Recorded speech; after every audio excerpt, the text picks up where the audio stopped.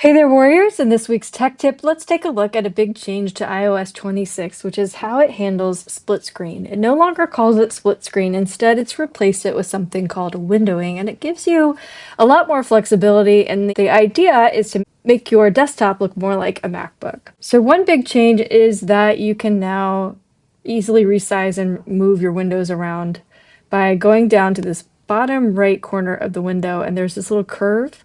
This curve is draggable, and this allows you to quickly resize this to whatever size you want. There's also now the traditional Mac style window control in the upper left of your open app.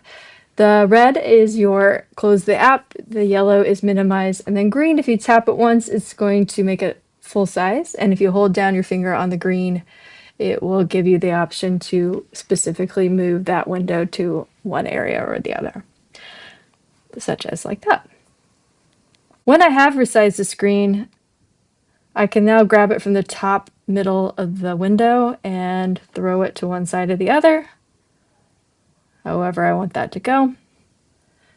And I can have, lay apps on top and quickly move them and drag them back to where I'd like them to be.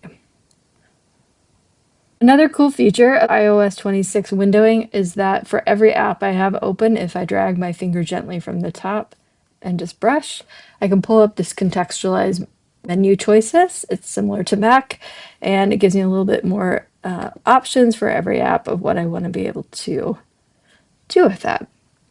Finally, as always, you still have that ability to swipe up and hold from the bottom of the screen to get a bird's eye view of all the apps you have open, and from there, I can open any of those and close them.